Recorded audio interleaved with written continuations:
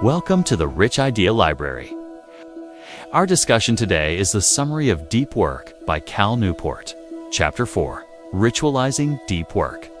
Your path to focus.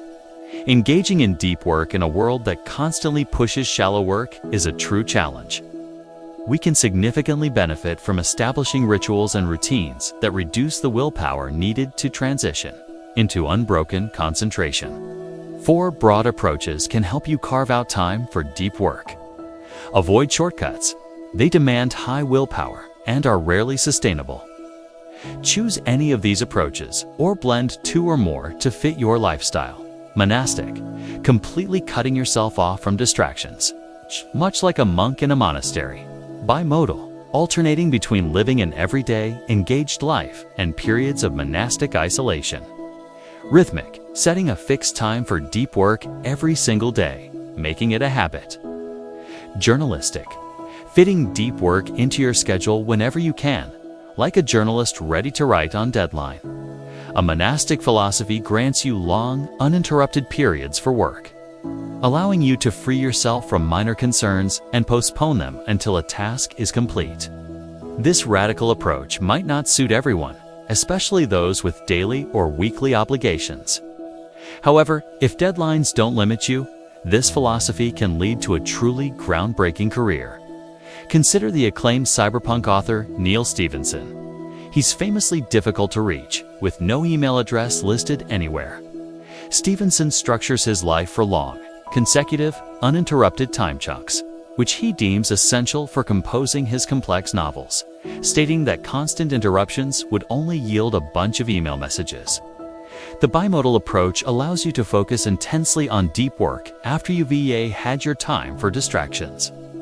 You divide your time, whether a week or an entire season, into dedicated deep work periods and free time. Adopting the rhythmic method means making deep work a consistent habit. You start at the same time every day, and a visual aid, like crossing off days on a calendar, can ease the process. Take Kevin Chappell, a PhD student who struggled to write his dissertation chapter after starting a full-time job. He adopted the rhythmic method, waking up at 5:30 a.m. daily to work on his dissertation until 7:30 a.m. before heading to work. This consistent, rhythmic schedule, even in short, dedicated bursts, allowed him to make significant and steady progress on his demanding academic work. The journalistic approach is more advanced, working best once you've gained experience with deep work, as it demands the ability to switch into deep work mode immediately.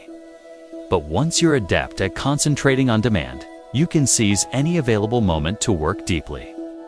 Walter Isaacson, while rapidly ascending the ranks at Time magazine, managed to write a 900-page book on early Cold War policy.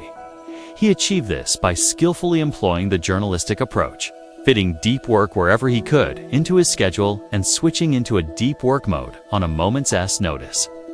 This method is challenging and requires significant practice. Being strict with your schedule is critical. Many successful people emphasize that discipline helps them focus. While there's no single correct way to work, these approaches offer powerful guides for bringing deep work into your life. The power of systematic idleness. There should be regular and substantial leisure time when you are truly free from professional concerns. This isn't just relaxation. It's organized idleness, a crucial component for getting deep work done. No one can always focus intensely, so you need to regularly get your tasks out of your head. Here's why this downtime is vital. Downtime aids insights. Your unconscious mind continues to process lingering issues. Occupying your mind with leisure activities allows your unconscious to work, leading to better decisions and fresh insights. Downtime recharges your batteries. Deep work relies on a finite resource called directed attention. To recharge it, you absolutely need to take a break. Downtime replaces unimportant work. The capacity for deep work on any given day is limited, often to just a few hours. Once you've exhausted these deep hours, any subsequent task becomes less productive and less critical. Downtime is distinctly different from shallow work. It's activities that genuinely free your mind, like taking a stroll, casually conversing with a friend, playing with your child, or listening to music. Less mental clutter means more mental resources available for deep thinking. How do you incorporate this downtime into your daily routine?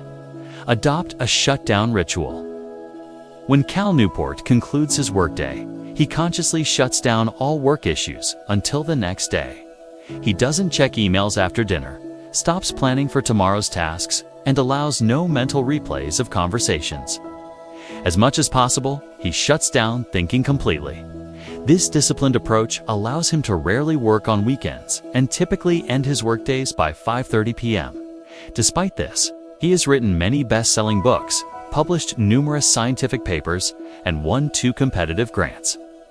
His success clearly demonstrates that systematic idleness does not hinder productivity, it enhances it. Think about Bill Gates, think weeks again. These isolated periods of reading and deep contemplation were a deliberate practice of systematic idleness that led to major strategic insights for Microsoft. Like his transformative internet tidal wave memo, productivity isn't about simply committing more hours to work. It's about making the absolute most of the hours you do work and then getting optimal recovery from the hours you don't work. Conclusion. Embracing the deep life, the truth is, deep work can feel like a pain in the neck. It demands that you fight distractions continually, keeping your attention undivided on a single thing for as long as possible. This means consciously staying away from social media, limiting your internet use, and planning your workdays and leisure periods in advance. For many who grew up in the digital age, this sounds overwhelming. Distraction, for us, often feels synonymous with existence, and multitasking is a popular misconception. While multitasking might be beneficial for a carefully programmed robot, it is counterproductive for a human being. If you're an employer, please stop demanding that your colleagues multitask. As an employee, understand that you are far more productive in less time when you concentrate on one task. A deep life isn't for everyone. For many, the effort feels like too much work. They are more comfortable with artificial busyness. However, if you crave optimal productivity, if you want to deploy your mind to its maximum capacity and get things done effectively, there is no better way than to pursue deep work and live a deep life. Try this.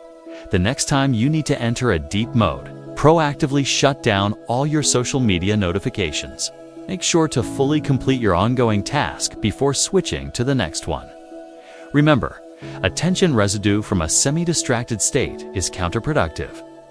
Spend less time on the internet and no time playing games on your phone or computer. Exert maximum productivity from your work hours and prioritize maximum recovery during your downtime. With these practices, you will find it far easier to switch into deep work when it's required. That's all for now. More intriguing ideas are just a click away. Thank you for watching. Please help us rate this video and give it a thumbs up to support the channel.